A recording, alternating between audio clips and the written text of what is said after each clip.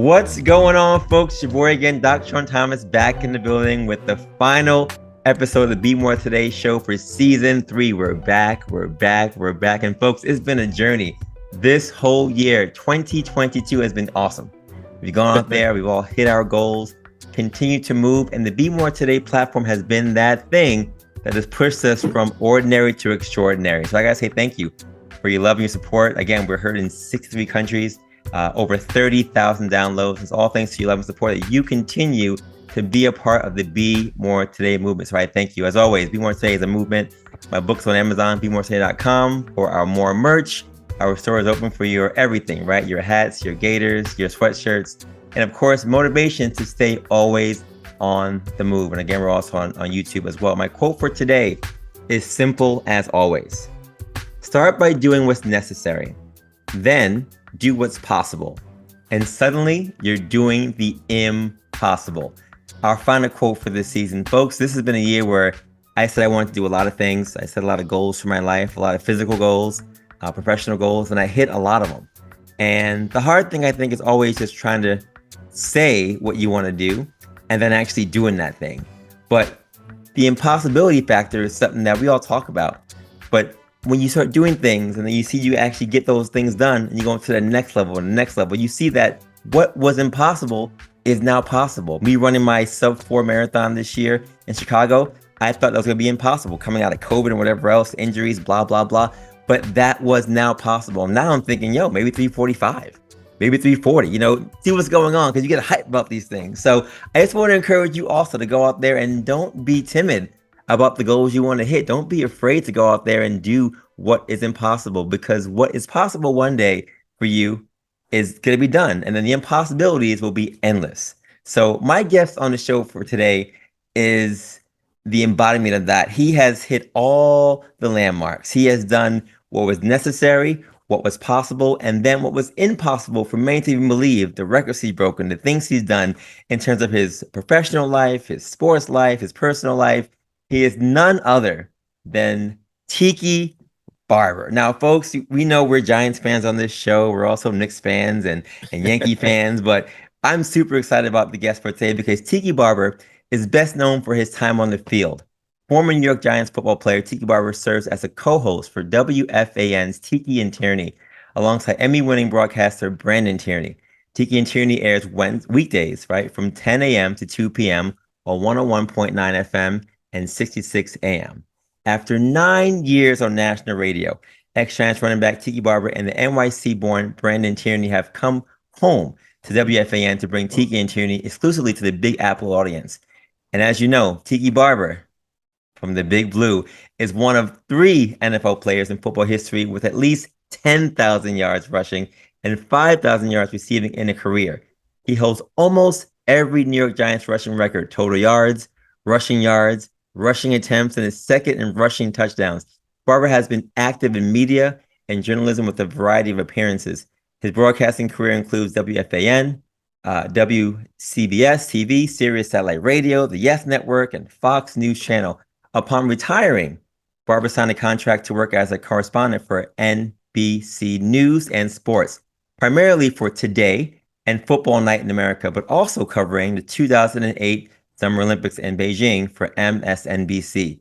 Barber's also an entrepreneur, co-founding many companies, and we'll talk about all those on this show today. Ladies and gentlemen, boys and girls, pets included, please welcome to the stage Mr. Blue himself, Mr. Lightning himself, number 21, Tiki Barber. Tiki Barber, what's going on? All's good, Sean. How are you? Thank you for that intro. Man, I'm hyped. You have no idea. All my friends wanted to be on the Zoom call today. They said, can we be on the call? I said, no, you cannot. You got to wait. You got to wait. This is our time together. So I appreciate you making the time. I know you had a long day. We're in the month of November now. And, I am able to connect with you because of John Gallucci, who is the CEO of our company, Jag One Physical Therapy. And I'm just curious how you guys linked up because you guys linked, now you and I can link, and I really appreciate that. So how did you and John meet in the first place? Yeah, interestingly, I know John from years ago. We met briefly during my playing career because of his connection with sports in the tri-state area, particularly here in New Jersey, and his work with the Giants. And I kind of lost contact, and really had lost contact until I started working at WFAN. And as you know, and in radio, it's a lot of advertisements and a lot of connections that need to be authentic, right? And Jag One physical therapy is something I completely relate to because of my days as a professional athlete. But now my days as a non-professional athlete, I run marathons just like you do. And as a 10-year vet and 47-year-old at this point that's gotten beat up, trying to run marathons isn't always the easiest thing. And so when we got approached and about partnering with Jag One as a sponsor for our show, I thought it made perfect sense. And then I met John and we reconnected and developed that relationship. Interestingly, I needed his services, or Jag One services, because my oldest son, who's now a sophomore at Princeton, hurt his Achilles in the off season. So he came and he stayed with us here in New Jersey. He lives in Connecticut with his mom, but he stayed with us. And I called up John. I was like, John, I need someone to take care of this. And he's like, send him my way. And it helped him. He came into the season healthy, and he's doing really well. So that's awesome. Jag One paid it forward, and I appreciate John and that staff. You guys do such a good job. We appreciate you. And I went to Brown, so no offense against your son. We're still friends regardless. Hey, all good. Sean, my other son is at Brown. Oh, really? What year is he at Brown? Yes, he's a freshman at Brown. His name is Tiki Barber. There we go. And true. I got to be honest, he's going to need your services because he's coming off a pretty serious knee injury that just occurred a month or so ago, and the rehab's going to be a pain in the butt, as you know. But you can get strong from these things and get back, and hopefully next season at Brown, that's Bears. That's right. He'll be making an impact. I got you. Well, I love it. I ran track at Brown for 4 years. I graduated 2003 from there, so I'm 41. But I love the school. It's a great school indeed. And of course, PT, as you already know, is that thing that just brings everybody together, and it just gets you back from injury, from whether you get hurt on the field or just in life. Just the things you learn from being down and then being back up, they just carry you on forever. So. Yeah, I got to tell you, Sean, this is why this conversation makes so much sense for me. One, because we're similar in our older year athletic journeys, trying to, I don't know, you tried to break four hours. I'm just trying to break 4:15, right? It's a grind.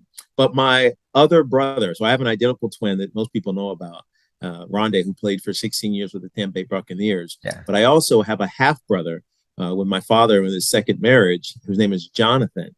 And he was a pretty good football player. He's many years younger than us, but he was a pretty good football player until he tore his ACL his last season in high school. And it was the rehab process that influenced what he's doing now. Now he's a rehab specialist out in Oklahoma. And so he's in the vein, man. Yeah. That all makes sense. Yeah, no, it's amazing. I'd say on the show all the time, if I hadn't gotten hurt in high school, there'd be no Be More Today show, there'd be no Sean as a therapist. It really just sparked a fire, and just being able to see where you can come from and what you can go through. And you want to see others do the same thing. If they get hurt, you want to make sure that they know what to do. Or even before that, before they even get hurt, say, you know what? To prevent all those things, do these things. And it just saves lives. So much appreciated.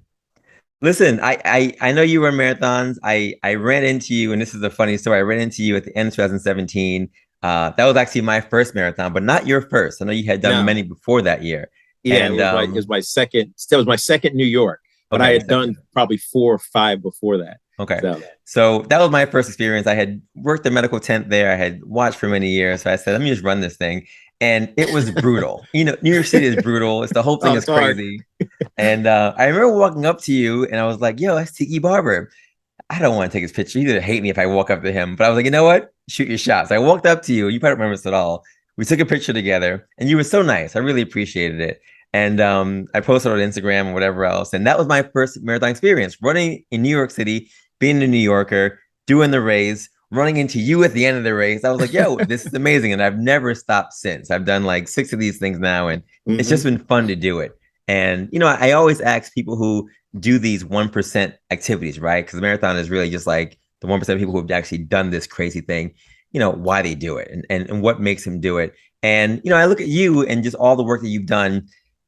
you've been talented, right? In high school, you broke the long jump record on your first try, which is crazy to me. As a track and field guy, I hate you because I'm like, yo, we work so hard to get to these records, and here's this guy who just comes up and just breaks his record. Talent and skill and whatever else. I mean, you've been amazing since day one. I'm curious, Tiki, when it comes to what you did on the field and what you do now. I mean, you were really one of the first versatile running backs. You just did so many things for the game.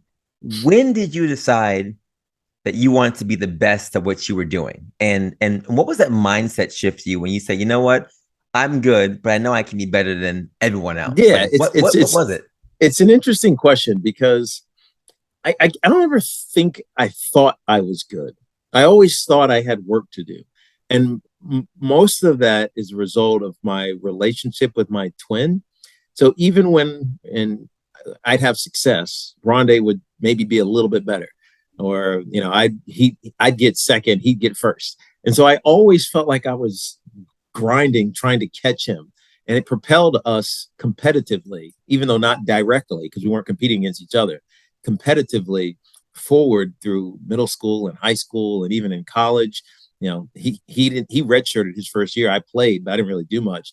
His redshirt freshman year, which was his first year really playing, he was the ACC Rookie of the Year, and he led the nation in interceptions. And it was like, dude, I mean, seriously? So I'm like, I was always trying to compete with him and try to find success, and ultimately it came.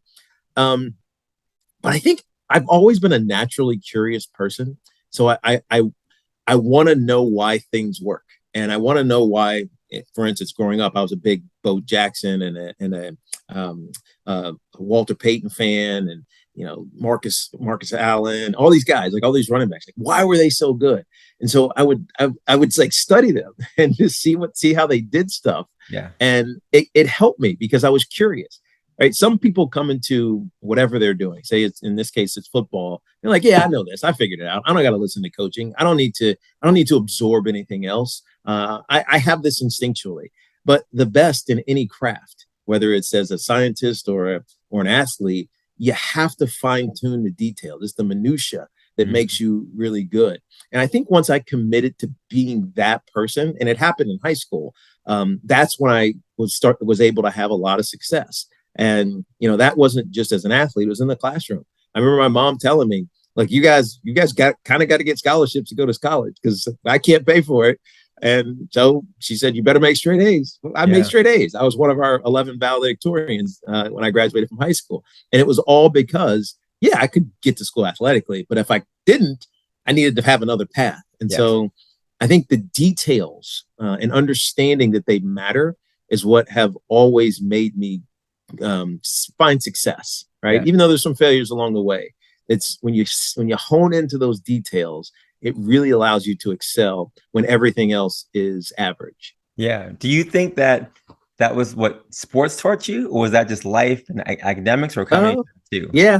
Well, I mean, obviously it was sports, but it was really my mother. It was my mom harping on all these little things, and it's simple things, just like responsibility and respect. Cleaning up your room and taking account for the things that are on you and your fault and things of that nature. But it was sports, because sports is immediate. Like the lessons you learn in sports, they happen like that. Yeah. It's success and failure in a moment, and then it's extended success over, say, a quarter, and then over a game. And when you fall short, the criticisms will come, but it's all how you absorb that criticism. If you get combative and push back, then you're not really learning anything. But if you use this mantra that I used to talk about when I got into the NFL, our critics are our friends because they show us our faults, then you're able to not look at criticism as an attack. It's more constructive that way. And then once you fix that criticism or fix the flaw that caused the criticism, then what are you going to talk about me now? Like, I'm good. Right. So it's finding those the flaws and attacking the flaw, not attacking the criticism that's coming because of the flaw. Yeah, no, I hear that. It's funny because I guess I said I ran track and Brown. I was a jumper, so I did like long jump, triple jump. Yeah. Not a long jump as you, but I triple jump about 49, 50 feet. And at the time, I love training, but I hated the days where we would have to just sit there and go through all the things we weren't good at. right? The little like cleaning up of, well, get your head a little higher here, your knee a little longer there, or do a little more hitch on that step. I hated those days because you pick up all your flaws. I love it the was the triple jump, worst. by the way. But I hated the details, right? But you had to do the details right. Right. So how do I get that second leap long enough but short enough so I can still get spring on the last one? I know exactly what you're talking about. It's the craziest event. So you know what's going on. But there's so many details in that if you mess up one thing, then the jump is done. Yes. So when you have your perfect jump, everything has to just really be on, and you're looking at every single place where your hip is, where your foot is, where your arm is, where your leg is. And that's what I took from athletics, that you said the details really make a difference. And if you can do all those things well and over and over again, then you'll have success. And if you don't, then you won't. You'll be pretty good, but you'll never be like the best. You won't break the records. You won't win the championship. So that's right. Yeah, that's a great analogy that you're talking about. And it holds true. It does. It's funny you talk about like the long and triple jump. It took me the longest time to figure out how to actually long jump, because when you watch it, it's just kind of like, oh, he's running and he's jumping, right? He's running as fast as he can. He gets to the board and he takes a stride and he jumps. Right. But in actuality, that last stride has to be a half stride, right? It has to be like a gather stride, right? But it's hard to do it and keep your speed, and not put on the brakes. And so, like, once I figured out how to do that, it revolutionized my ability to be a long jumper. Well, I would have loved to keep doing it in college, but I got to UVA and I was skinny, man. We did these testings for the football program, and I ran a 4.2840 as a first year, but I was 175 pounds. And like the next offseason, my running back coach was like, I mean, you're fast and you're a great athlete, but you were going to get killed if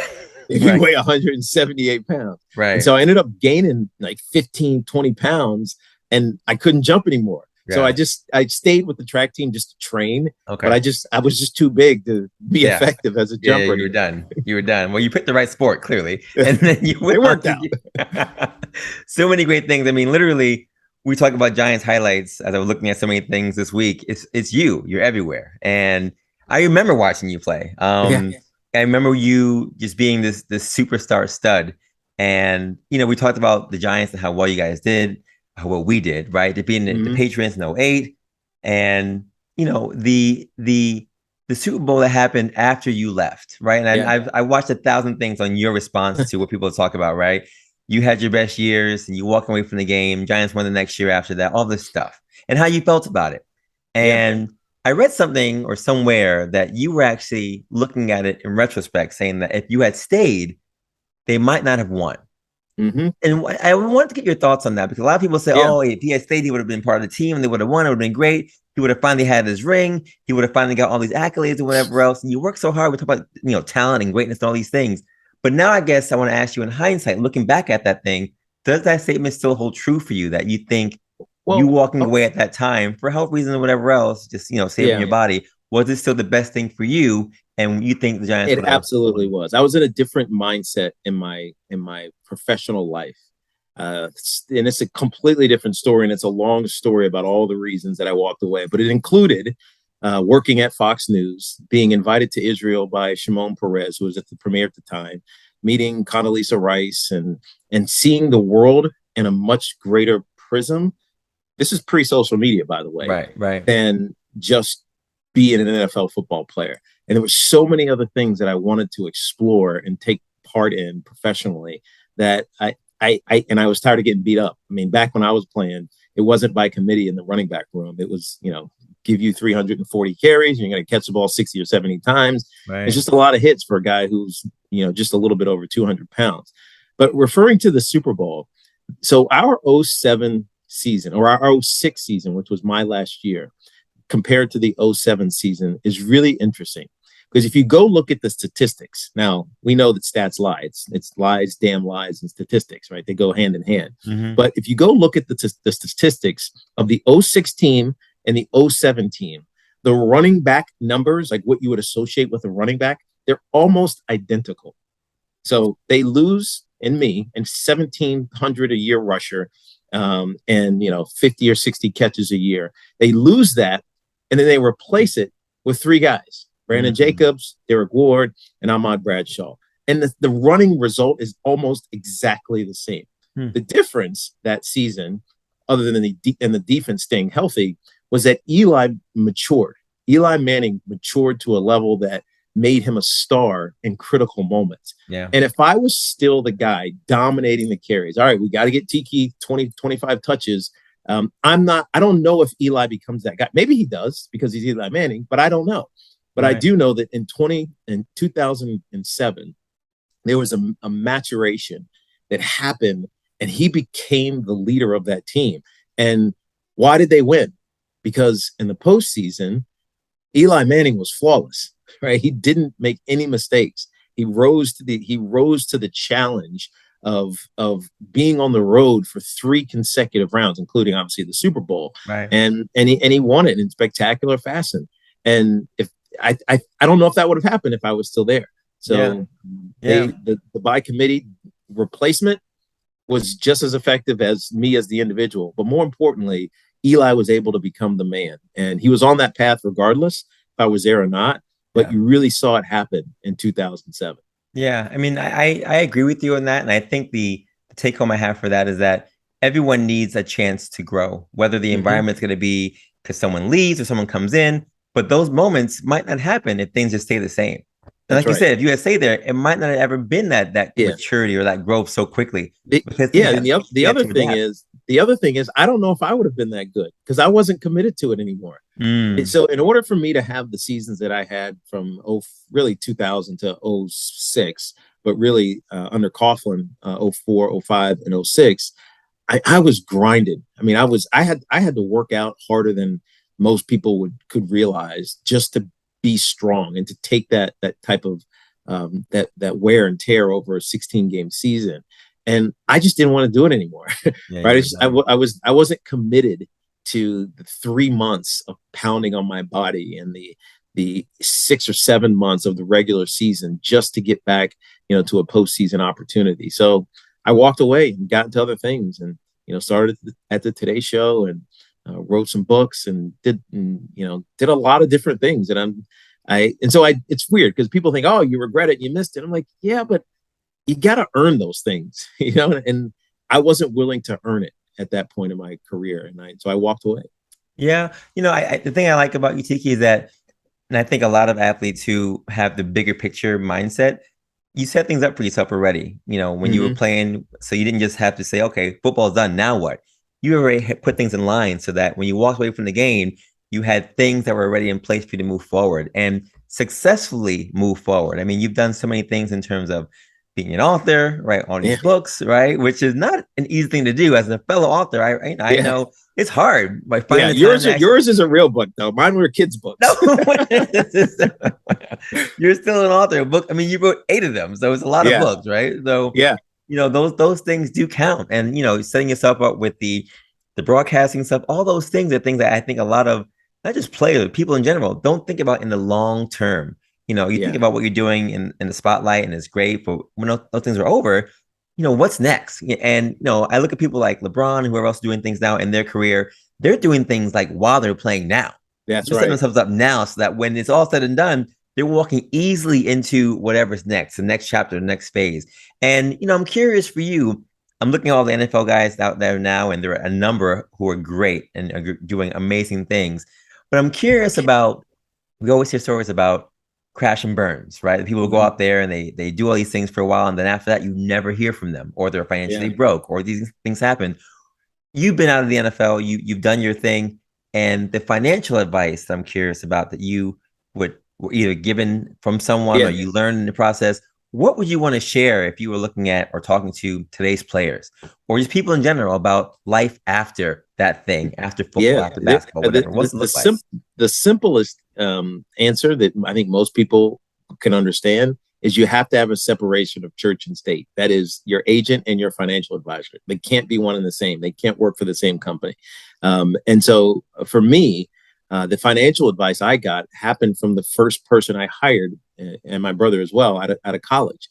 His name is Steve Kravitz. He's still my financial advisor 25 years later. And the reason we wanted that independent is because if a financial advisor screws up, and he's beholden to the agent. He's going to tell the agent first, and then the agent who doesn't want to get fired may or may not tell you, right? So you have to have separate advisors. So that's number one. I think number two, and the money has grown so much over the last 16 years. I've been retired for 16 years now, 16 seasons. Right.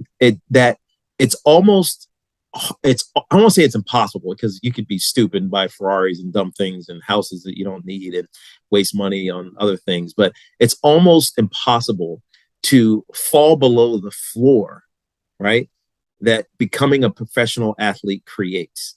So as soon as you become a professional athlete, you hit there's a new floor for you, right? When you were in college or before that, like, you could have fallen back and gone home and done whatever if you didn't make it, and the floor is deep, especially for some of these guys who don't take their education seriously. Right. But as soon as you become a professional athlete, especially if you're good in college and you get drafted high, there's a floor, and that becomes your new jumping off platform, your plateau.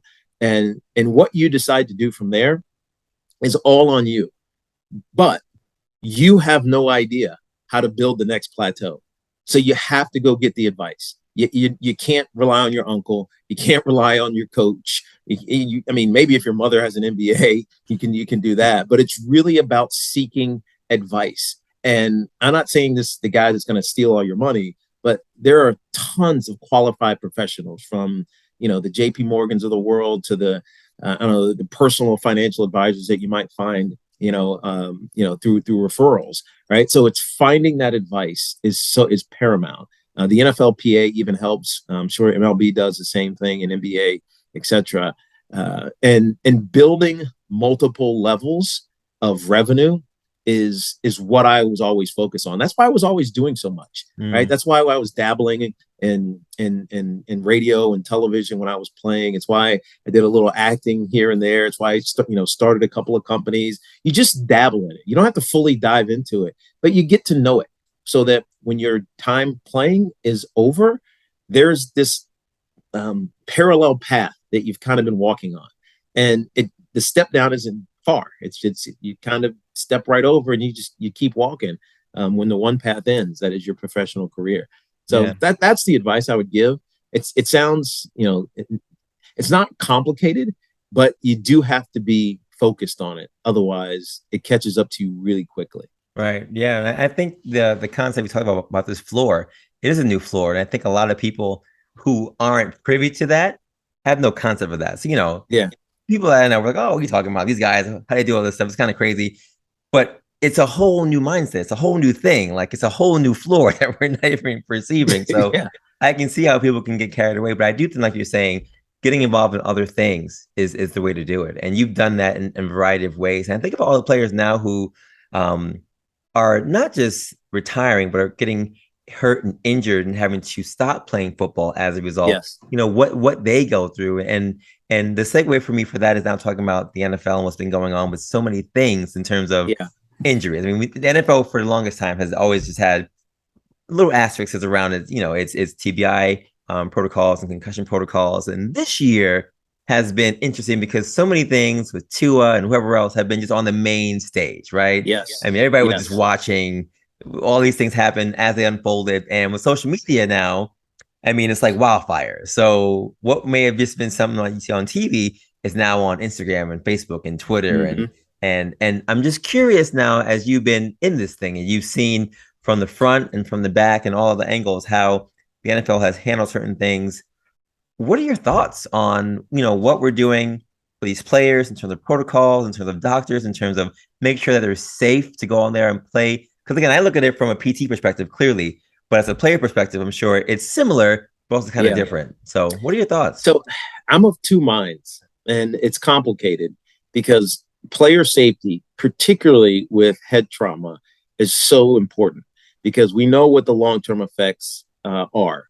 We know what CT is, and this chronic traumatic encephalopathy that is so detrimental, the tau and the dark spots that lead to, either processing issues or mood changes, or they affect parts of your brain that aren't fully understood, and can create downstream issues.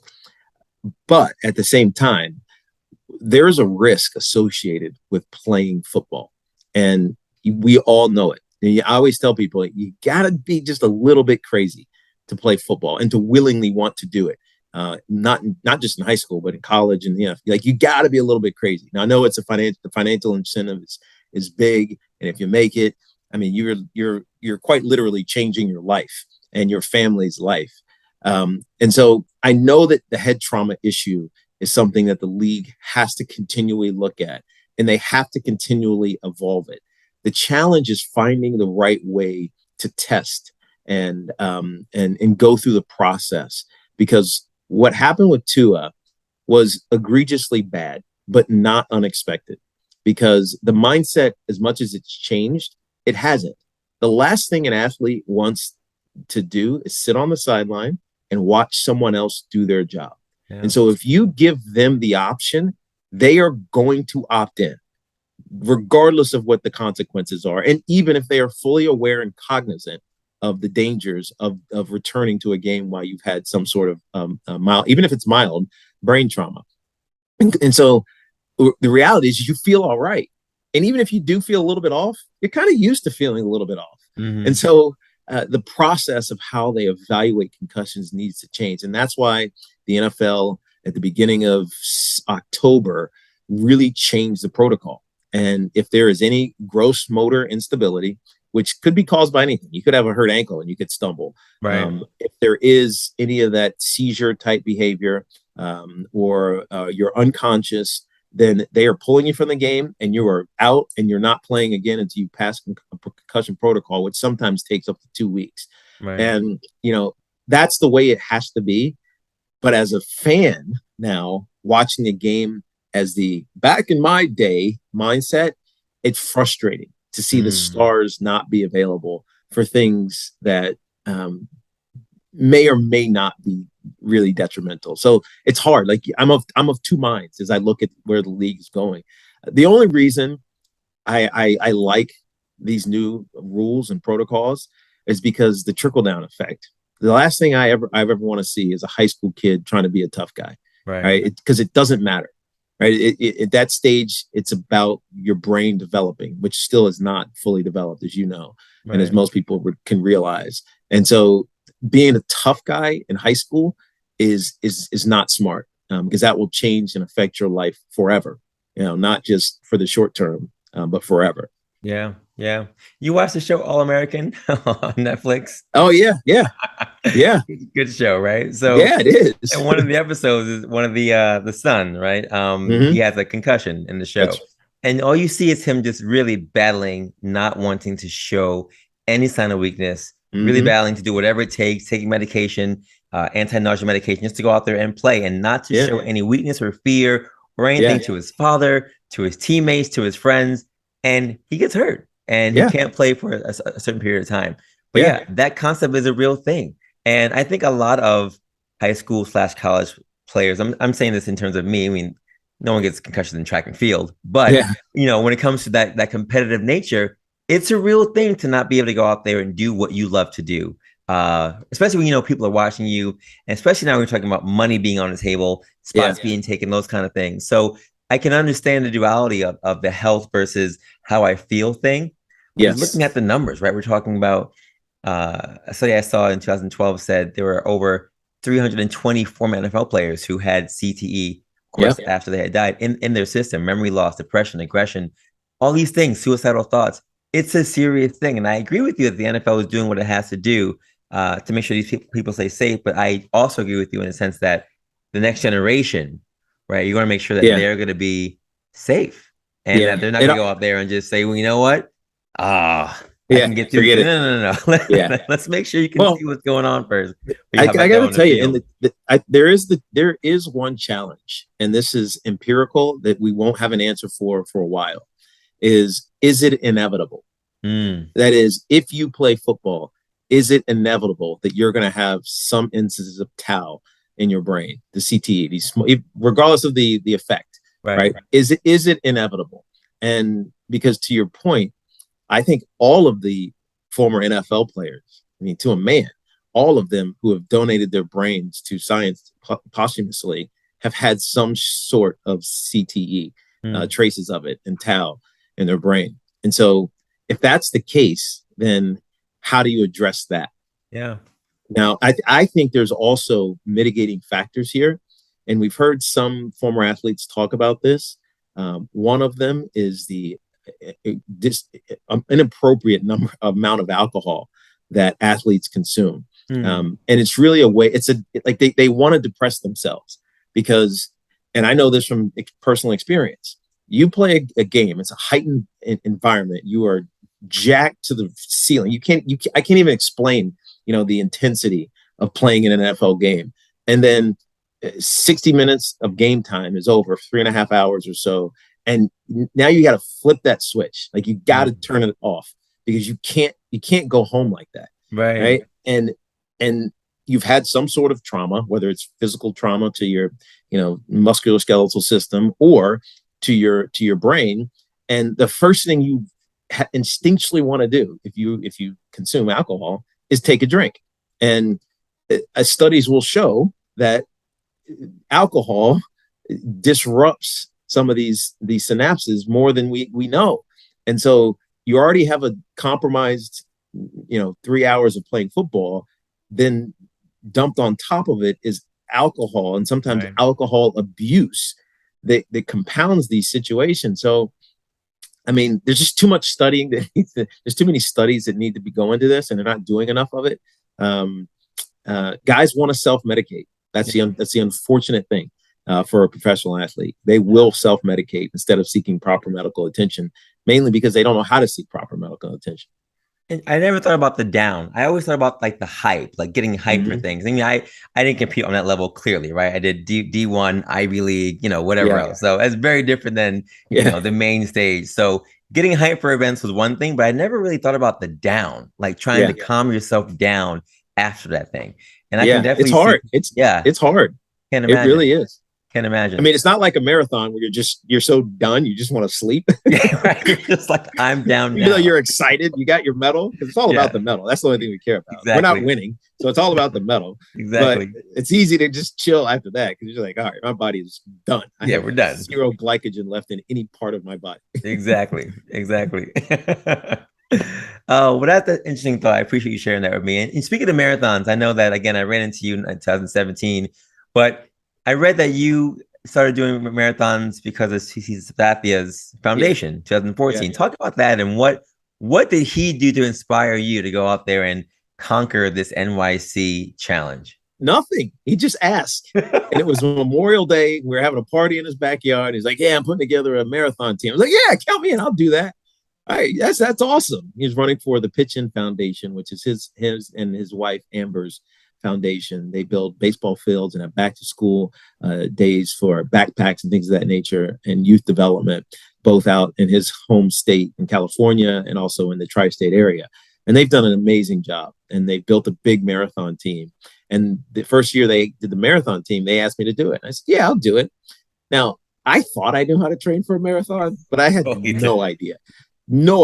And I was 205 pounds, still with like a lot of muscle on my frame. And I figured, I'll be all right. I just got to get a couple of long runs in. I'll be fine. If I walk a little bit of it, I walk a little bit of it. I died, like absolutely died. And I finished in 5 hours and 14 minutes in my first one. But I finished with my wife, so it was fine. Like we crossed the line together. I waited for her for a couple of minutes and we just kind of walked and jogged the way in. And then I'm done. I was like, I'm never doing that again. We raised, I forget how much money we raised. We raised some money, good money for the charity. But I'm like, I am never doing that again. And then like 2 weeks later, my body starts to feel good. I'm like, I'm going to go out for a jog. And I felt really great. I was like, you know what? I got to do another one. I cannot have that be my only marathon. And so, as you know, you just get hooked. Yeah. Right? You finish and it sucks. Like your body's like you're cramping, you're dehydrated, you're starving, and it's like, I'm done. I don't want to do this anymore. And you're like, all right, when's the next one? Yeah, right? It takes like a day. You're like, when's the next one? And so I just started doing a lot of marathons. And then someone asked me, hey, you want to go out to Big Sur? I'm like, yeah, I'd love to go to Big Sur. You want to go to do Boston? I'm like, yeah, Boston would be fantastic. A buddy of mine who does PR work for Israel's Ministry of Tourism says, "Hey, you want to go run the Jerusalem Marathon?" Like, yeah, I'll go run the Jerusalem Marathon. So now all of a sudden, I'm finding myself like destination marathoning. Yep. Right. I've done Paris, and I was like, dude, this is amazing. I was signed up for Tokyo, but then the pandemic happened. Right. And so it got to a point where I was just like, I want to see places and run marathons there. Yeah. And then I'm like, all right, now I got to do the World 6. Right. Right. I've done the 3. I've done New York. I've done Chicago. I've done Boston. I need to do Tokyo, London, and Berlin. That's right. I can't quit until I do all those things. That's right. But over time, like I slowly started to get better. And so I essentially took an hour off my first marathon. My best was PR 3 years ago in New York. I ran, and that was in New York, which is hilly because of the bridges. 4 hours and 18 minutes. Awesome. And so, I mean, it takes over your life. So that first one, I was 203 pounds. I weigh 189 pounds now, and it's all because I've changed my lifestyle because I've become a runner. But it also has made me feel so much better. Like I was carrying around football weight and I was still eating like a football player. Like I'm not fully vegetarian, but I don't eat a ton of meat anymore. I feel so much healthier. Like I pay attention to the foods that go into my body. It's been a life changer, like a personal life changing experience, all because CC and Amber during a Memorial Day barbecue asked me to run the marathon. And I said, yeah. And I refused to suck at it. So I just kept trying. That's crazy. What you're saying, you took the words out of my mouth. You do the race, you feel so crazy. You're like, why is this happening? Mile 24, you're like, oh, this is the worst. You cross the line, you get the medal, you take pictures. It's like, oh, now I'm going to rest. And then you're like, yo, lottery for Tokyo, lottery for Berlin, lottery for Chicago. Let's do it again. I'm with you. I've done the 2. I'm trying to, we apply for the marathons for London and for Berlin, right? So we're looking forward to that. And yeah, it's definitely a thing. The Avid 6 is now that thing where you got to do it. And you want to see places and you want to see it on foot and you want to see the people and you want to get the experience. And it is and it's the thing you train for, right? It keeps you grounded. So during the year, you have something to look forward to. I mean, unlike when you play NFL, you had a game every single week, right? So you're playing whoever else during this week and you look forward to that game. But this thing, 18 weeks away and you're like, okay, well, let's just keep training for this thing. It's going to happen in like 5 months from now. And then it happens. You're like, okay, cool. Where are we going next? I'm with you. It's a crazy, insane thing, but I'm right with you. Yeah. People who haven't done it don't get it. They're like, dude, you're what are you talking about? There's no way I would ever do that. I'm like, just do one. That's it. Right. And as you mentioned, Sean, become that 1%, right? It's 1%. That's it. Think about it. You're in a fraternity, and the beauty of running, as opposed to other team sports. And again, we're not competing to win. We're competing just to run. Exactly. And we're competing against ourselves and our own PRs and our I don't know, other individual reasons why you want to go out there and run.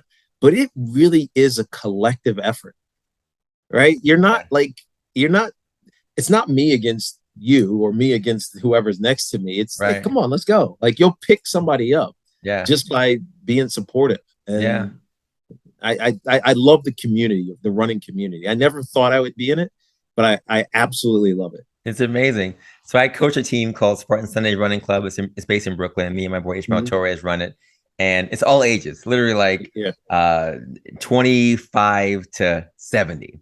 And we go everywhere. We've been to Puerto Rico. We've been to all these different races, and everyone, like you said, is community. We come together. We train, we do these things, and it's a beautiful thing, right? To see people from all nationalities, races, whatever else come together and do one thing collectively to push each other to get to the end and to cheer each other during the process. Yeah. It almost feels like, especially for New York City, right? You do this race and like the city just feels so electric. It's just like fun time. And then, it's over. And we go back to our regular work jobs, but it's just beautiful to see people coming together and using sports to be that caveat for it. So agreed. I love it.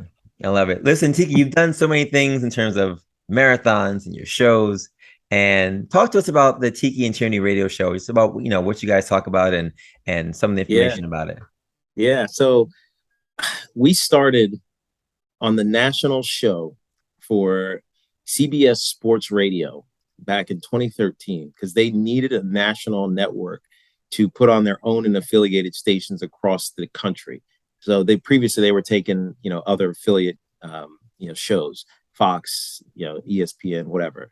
And so they needed a national network. So they came to us, and it's funny, at the time they said, yeah, WFAN has 2 stations in New York, 660 AM and 101.9. Eventually you'll be on one of those. So we were like, great, because I've played New York. BT is from Brooklyn. Yeah. And we were like, yeah, we can't wait to get on in New York. Well, it never happened because people wouldn't switch from 660 to 101.9, right? They're just, their history, habit keeps them on 660. And so WFAN is broadcast on both 660 and 101.9. So for 9 years, we were on the national show, 2 New York centric guys talking national sports. And we loved it, right? Because I love college football, which is a big thing on national level. And, obviously we can talk about all the teams in the NFL and baseball, et cetera. And it was great. But when we got the opportunity at the end of last year, so 2021, to think about coming over to WFAN, it was a no-brainer because it's what we had always wanted to be, was be on in New York and talk local sports. Not because local is better than national, but local is passionate, right? The fans who listen and call and engage with us are so passionate. And there's energy and emotion that you don't get on a national scale, right? Because you're kind of agnostic. You don't necessarily care. And so our show, we talk a lot of baseball, obviously, because it's a baseball town. But with both of the football teams, the Giants and the Jets, having resurgent off seasons and beginning of regular seasons, it's been intense, right? And we get to talk passion, but we also get to break down the details and give our opinions. And we love it. We have a good conversation with our listeners because we're not trying to cut them off. We're not trying to be combative with them. We're just trying to invite them to our water cooler, and we have a good time chatting with everybody. I love it. Yeah, I've watched a couple episodes on YouTube, and you guys have a great time. I love the camaraderie. I love the openness, and even, I've seen people on the show, you just giving them just the mic just to kind of share their thoughts. I'm like, wow, just like letting them go. But it's great. It's great. It just gives a real water cooler experience. Yes, to share and to communicate with you. I think for them is like the biggest accolade. So yeah, well done with that. Well done with that. And I'm curious now. We talked about so many things with business, and for me, this Be More Today platform is my business, but it's also my excellence in sports personified, right? I think about all the things that I did in sports and how I can bring that to the table for others who might not be major athletes. Maybe they're minor athletes like my mom and, my wife, but they want to go out there and be great. And your company, Thuzio, talks about greatness in sports inspires excellence in business. Talk to us about what this company is and what puts you behind, or what gave you the gusto to go out there and found this thing? Yeah, so I've always wanted to be an entrepreneur, and I've tried multiple things over the years. My first endeavor post NFL was an affordable housing deal with Steve Ross of Related Companies, who obviously owns the Miami Dolphins. And the timing was just wrong. 2008 there was a market correction, as we all remember, and tax credit equity, which we were using to finance the rehabs of these low-income housing units, just dried up. And so he let us out of the deal and, saved us basically. But it gave me this entrepreneurial bug to try something different. And a couple of years later, I founded with Mark Gerson and Jared Augustine, a company called Thuzio. And it was born out of some of the issues that me as a former athlete were running into. And that was losing connection with the community. And that was like going to lunches or booking a pickup basketball game or a speaking engagement, whatever it may be. And so we launched this, what we called a tech company, but it was really just an internet marketplace to engage with consumers. And that was business consumers, that was, individuals, it was all walks of life. And as we started to grow, we realized that we needed to make some pivots. And the pivots were, instead of, offering each of these individual athlete engagements, which meant we had to touch every single transaction, which is not scalable. We moved to a club format where our business client can come to an event with an icon or legend in the sporting world, and eventually moved outside to cooking and entertainment, et cetera, music, and engage with them in a setting that was one on, say, 80 to 120. And we started clubs in New York and in Philly, in Chicago and Los Angeles and Dallas and Boston, like all the major markets that have a massive sport fandom. And it got really popular and we loved it. And then the pandemic happened. And all of a sudden, here is a company that does live events and we can't do live events because nobody can do anything. Right. This is why hiring great teams matters. So we had a really excellent tech team and they helped us push into virtual. And so we went from, all of these events to making zero revenue until we pivoted to doing virtual events. And we became one of the market leaders in doing virtual meeting and entertainment for clients who still needed to entertain their clients. Yeah. And as a result, we went from doing, let's say, 3 or 4 events a month per market to doing 3 or 4 a day. Oh. And so while the margin shrunk, right? The margin shrunk, the revenue exploded because we now had so much volume.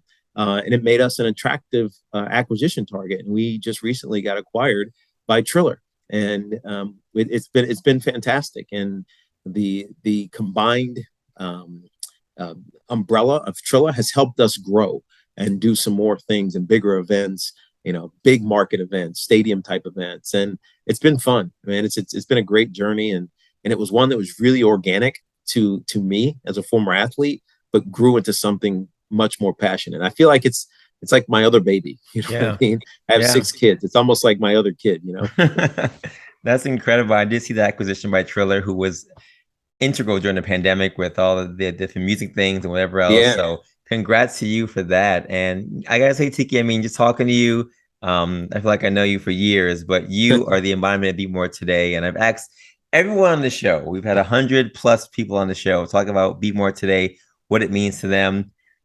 Mr. 21, Mr. Lightning, Tiki Barber, when you hear the phrase Be More Today, what does that phrase mean to you?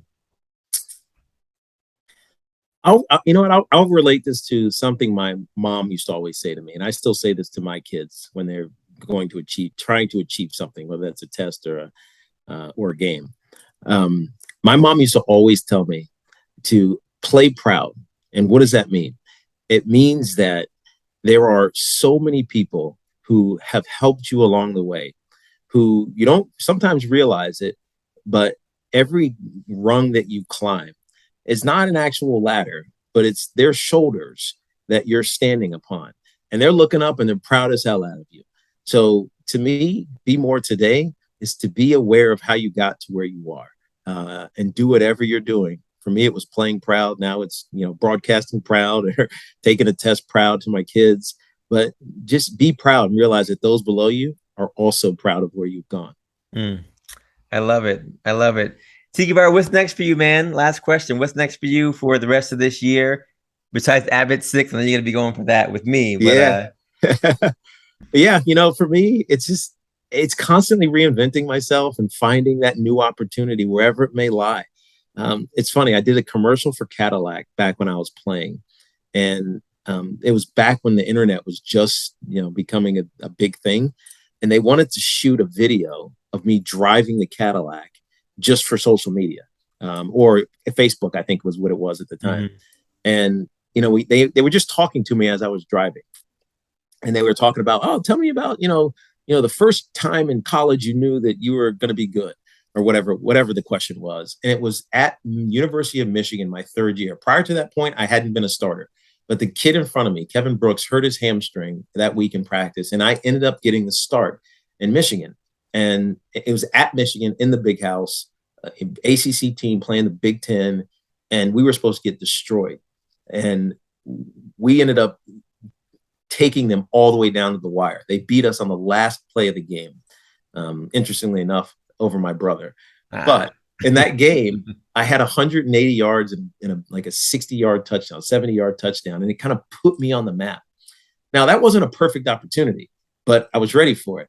And so when they asked me this question while I was driving the Cadillac, I said, sometimes opportunities aren't perfect, but if you're not ready for it, it might not be there again.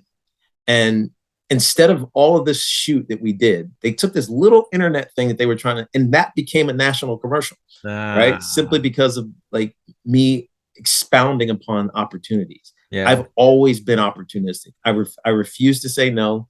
I'll try anything because you just never know if it's going to come again. Yeah. So. Yeah. Well, I appreciate you saying yes to this show. And I appreciate your time today. You've made this episode for our season finale one for the book. So thank you so much. My pleasure, Sean. I look forward to seeing you somewhere. Maybe one of these runs, maybe in New York City, whatever happens. Most certainly. Blessings, man, and good luck to you. Yes, sir. And folks, don't forget the quote from today. We talked about so many things, right? Talked about so many things in his life, about the trials, the struggles, the successes. Our quote from today: start by doing what's necessary, then do what's possible, and suddenly you're doing the impossible. Tiki Barber has done just that, all the impossible things, and continues to do so in his own life, both professionally and in other ways. So continue to follow him and support all his endeavors. Continue to follow us, BeMoreToday.com, for my book, on Amazon, our swag store. And as I always say, folks, have a good day, have a good night, have a great life, and continue to take your steps to greatness to be the best version of you. We will see you next year. Peace.